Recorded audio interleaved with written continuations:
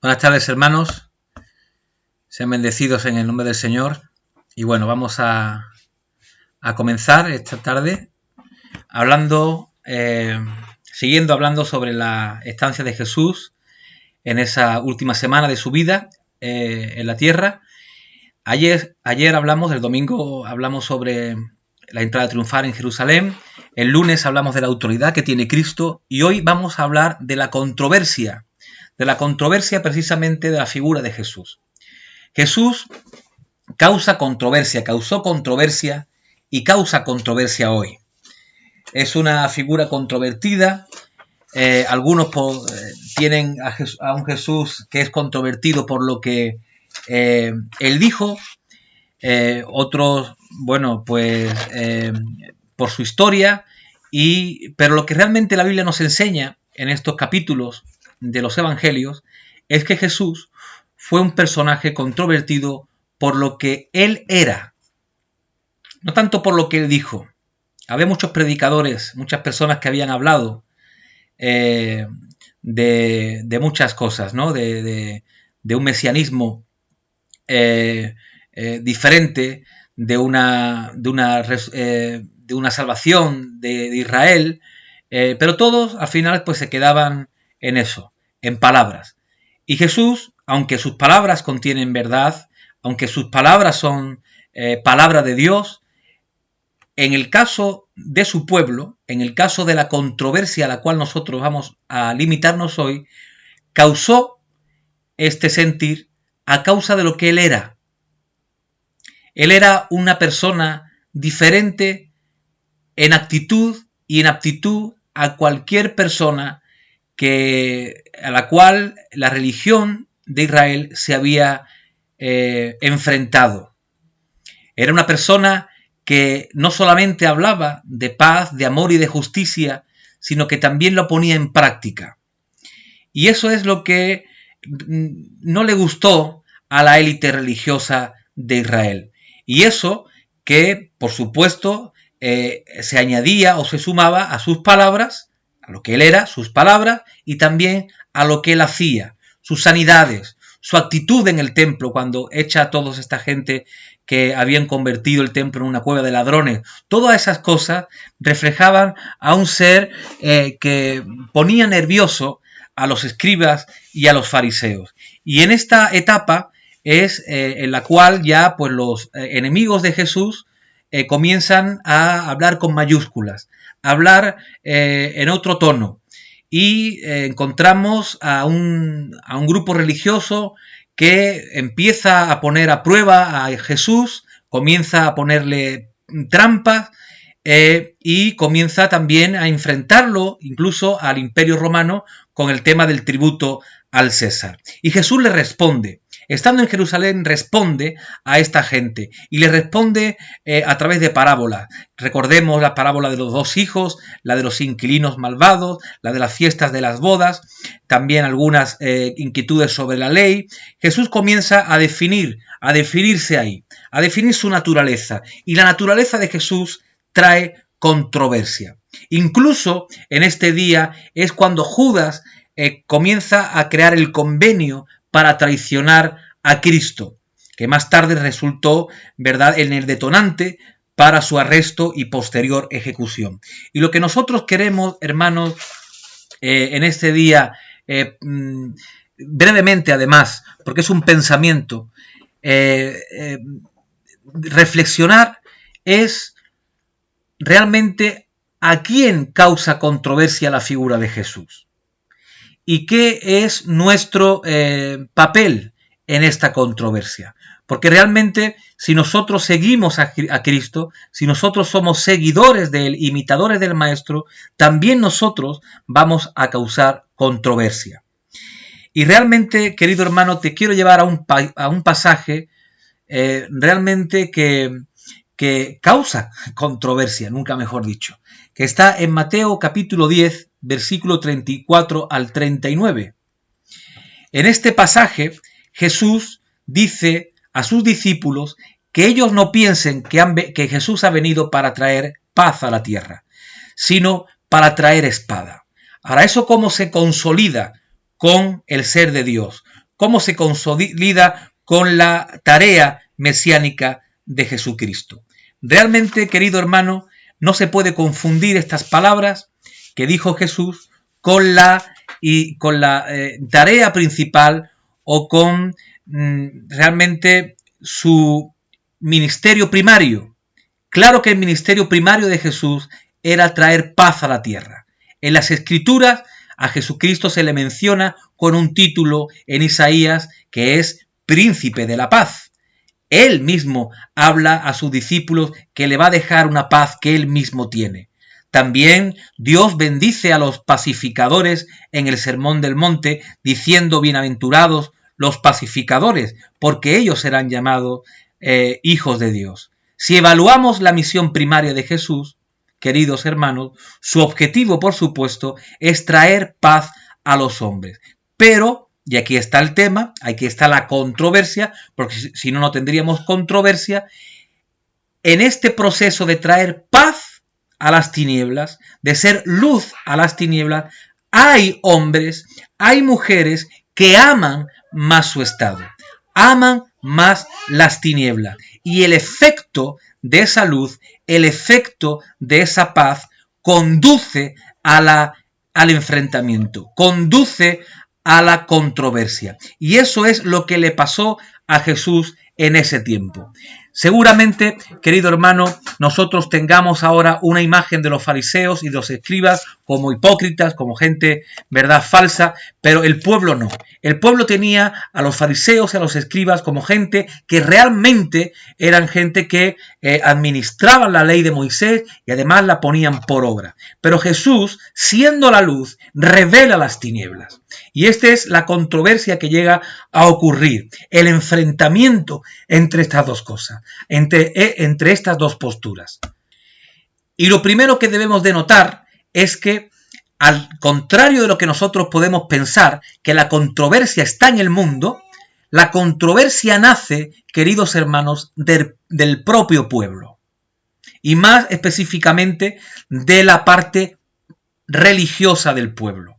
De las personas que tenían que tener la mejor visión y no la tuvieron. Y fueron los detonadores, ¿verdad?, posteriormente del asesinato injusto de Jesús de Nazaret. Los romanos no se metían en el problema y no se metieron en el problema hasta que el Sanedrín, hasta que la élite religiosa de Israel comenzó a ponerle en bandeja un problema delante de sus narices. Ahora, nosotros tenemos que pensar igual, tenemos que ser astutos. La controversia de la iglesia evangélica, la controversia del creyente genuino, no está en el mundo. El mundo te va a decir que bien, que viva tu vida como tú quieras, que si tú eres mormón, si tú eres testigo de Jehová, si tú eres católico, si tú eres evangélico, que vivas tu vida, que no te metas con nadie y que seas feliz. En el mundo no hay esa controversia. La controversia parte más cuando hablamos de la controversia de la figura de Jesús, de buscar realmente la voluntad de Dios. Nace de la propia iglesia, nace del propio pueblo de Dios. Y a las Escrituras nos remitimos. En el capítulo 23 de Mateo, Jesús se enfrenta fuertemente con los fariseos y con los escribas y los llama hipócritas, los llama falsos porque ellos buscaban más lo terrenal, ellos buscaban más el nombre, el cargo, ¿verdad?, que el propio espíritu de la ley. Ellos buscaban más que la gente lo honraran, más que buscar que la gente honrara al Señor.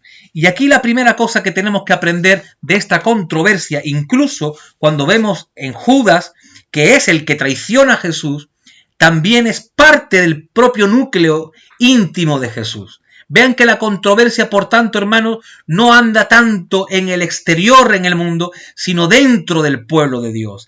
En el pueblo de Dios, la controversia, el creyente genuino, la iglesia que sigue el camino realmente del Señor, va a causar malestar, porque dentro del pueblo también hay tinieblas, también hay cizaña, como dice la Escritura. También el enemigo ha metido sus garras y ha comenzado a levantar iglesias, a levantar líderes que no están conforme a la palabra de Dios, que no están fijados conforme a la normativa divina, y estos confunden al pueblo del Señor. Y estos incluso quieren taparle la boca a aquellos que buscan realmente exponer a un evangelio y a un Jesús realmente genuino desde sus púlpitos y desde sus estudios. Entonces, lo primero que tenemos que tener claro los creyentes con el ejemplo de Jesús en este día de controversia es que el enemigo real siempre va a estar dentro del pueblo. Va a estar dentro del pueblo. Y estos fariseos y estos escribas, si usted puede leer el capítulo 23 de Mateo, que es bastante extenso, va a poder luego reflejar en estas palabras, en este vídeo, lo que queremos decir de verdad. Que la voluntad de Dios, que lo que el creyente, que lo que la iglesia debe de buscar, primeramente, delante de cualquier hombre y de cualquier institución, es que la voluntad de Dios se cumpla por encima de la voluntad de los hombres, por encima de mi propio honor, por encima de mi propio cargo, por encima de familias y por encima incluso de reputación. Y eso lo enseña Jesucristo perfectamente. A Cristo Jesús lo llamaron incluso borracho, incluso glotón, amigos de los pecadores, y a Cristo eso no le importó. ¿Por qué? Porque Cristo sabía perfectamente que estaba haciendo la voluntad de Dios y que lo que sus enemigos querían era maldecir su testimonio. Y Cristo se presenta ante nosotros en esta controversia que viene de parte del pueblo, de parte de gente que tenía atada al pueblo con cadenas religiosas, con cadenas legalistas, es que busquemos romper esa controversia siempre buscando la voluntad de Dios antes que la de los hombres. A los fariseos y a los escribas lo que ellos buscaban era la popularidad de la gente, era el saludo en las plazas, era la silla en los banquetes, era que la gente al verlo incluso inclinaran su cabeza diciendo qué gente más santa. Y Cristo los reprende fuertemente. Ellos no buscan la voluntad de Dios, ellos buscan siempre enaltecerse a ellos mismos. Y en eso, hermanos, la iglesia y el creyente genuino tiene que tener cuidado. Jesucristo no le importó dejar su trono y hacerse esclavo. Jesucristo no le importó. Jesucristo se presenta a sí mismo como el menor de todos, como aquel que lava los pies a sus hermanos. Eso causa controversia. Por supuesto que causa controversia. Y si tú sigues ese ejemplo, si yo sigo ese ejemplo, si la iglesia sigue ese ejemplo de buscar la voluntad de Dios antes que la de los hombres, vamos a causar precisamente controversia dentro de nuestro propio pueblo y luego, por supuesto, seguramente con el mundo, porque no olvidemos que aunque la controversia nace del pueblo de Dios, finalmente también el mundo se alía para crucificar a Jesús, y lo que crucifican a Jesús es su pueblo y también el mundo. La segunda enseñanza, hermanos, que traemos en esta tarde a causa de esta controversia es que la verdadera vida cristiana, la verdadera práctica de la voluntad de Dios nos va a llenar nuestra vida y nuestro camino de obstáculos. A Jesucristo, querido hermano, cuando llega al pueblo a anunciar el reino de Dios, un reino de paz, de justicia y de amor, lo que le acarrea a Jesús son problemas. Problemas desde el principio que cada vez van en aumento hasta su propia muerte. Es una vida que está llena de obstáculos que limitan y que nos invitan realmente a veces a dejar el camino, a fastidiarnos de tal manera que nos desconsolemos y queramos nosotros pues cansarnos y irnos incluso al mundo, despreocuparnos de esta vida que queremos llevar cristiana y bueno pues que otros lo hagan. Pero debemos seguir adelante. La enseñanza de Jesús aquí es que aunque a él le pusieron obstáculos en su camino, él siguió adelante y aprendiendo, lo más importante, a depender del Padre. Jesús aprendió realmente en toda su vida a depender de su Padre de una forma exclusiva. Y eso lo hemos dicho muchas veces en esta iglesia, querido hermano. depender del Padre, echar nuestras cargas sobre Él. Además, el Señor Jesucristo nos lo indica en Lucas. Nos dice en Lucas capítulo 9, mi carga es fácil de llevar. Pero es fácil cuando la compartes con Él, cuando la compartes con el Señor. Esa es la facilidad. Si no, tu mundo se va a volver eso, se va a volver controvertido, lleno de obstáculos que te desalienten, porque eso es lo que busca el enemigo. Y tercera enseñanza, hermanos, en esta tarde, es que ya nosotros no vivimos, el creyente genuino, la iglesia genuina, no vive para Él, sino que vive para Cristo, para continuar su ministerio aquí en la tierra. Un ministerio controvertido, que siempre va a tener problemas, pero que realmente ya la Biblia nos anuncia el final. Y una de las cosas que anunció Jesucristo precisamente en estos días de controversia fue el anuncio de las bodas del Cordero.